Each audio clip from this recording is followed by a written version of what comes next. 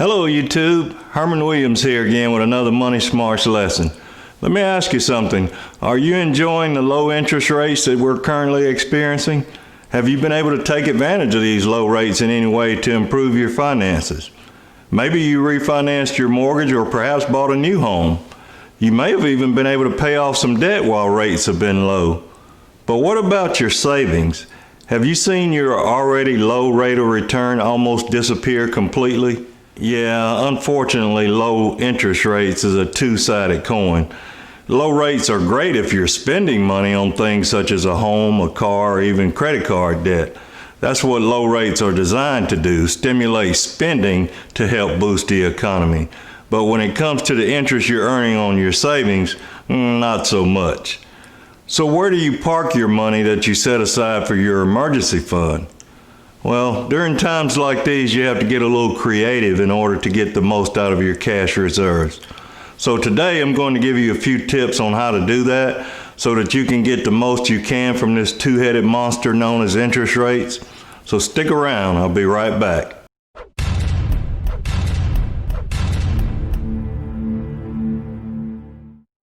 First of all, let me say that what I'm about to tell you is not going to be ideal for everyone.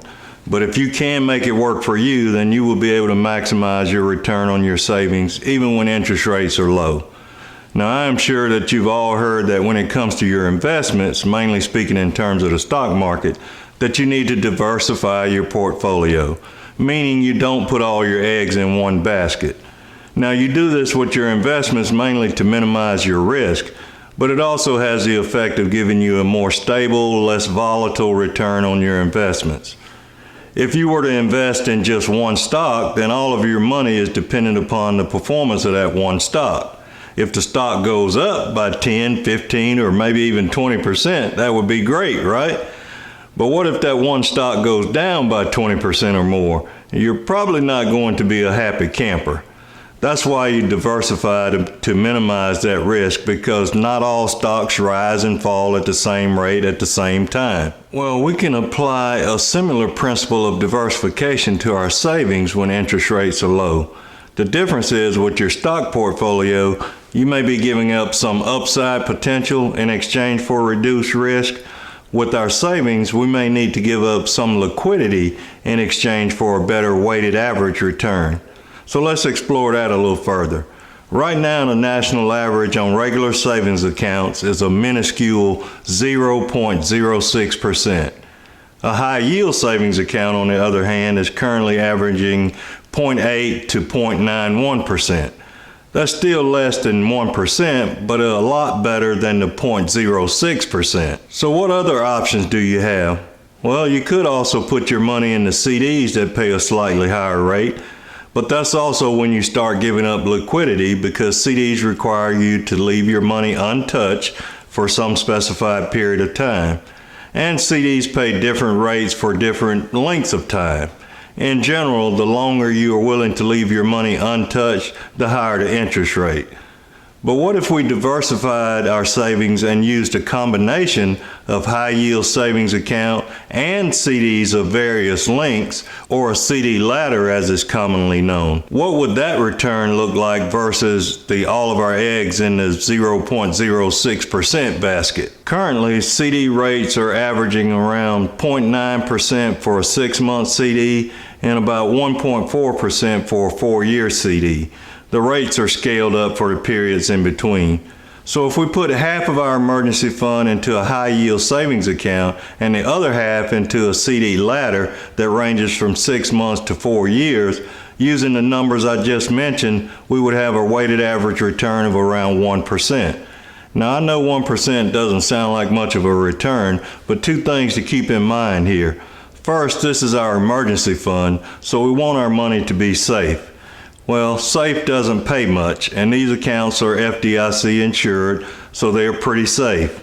Second, compared to that minuscule 0.06%, our 1% is roughly 17 times higher. Now, I could see some of you rolling your eyes at that 1%, so I do want to mention one other variation of this strategy.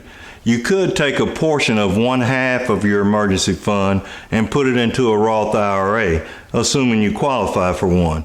You could then choose investments that could potentially earn you a much higher rate of return. And the beauty of a Roth IRA is that you can always withdraw your principal without any penalty, just not your earnings. With your Roth IRA, you can invest in bonds, which are going to yield around 3% on average, or you could choose from a variety of mutual funds or exchange-traded funds based on your risk tolerance and potentially earn a much higher rate. Or you could choose a combination of these and potentially push your weighted average return much higher than the 1% I mentioned. If you choose to go this route, just remember this is your emergency fund we're talking about, so don't take on more risk than you can stand. Personally, I would recommend that you not put more than 30% of your emergency fund into the Roth account, but every situation is different and you may be comfortable doing more. I should also mention that when you search for the best CD rates, be sure to check your credit unions.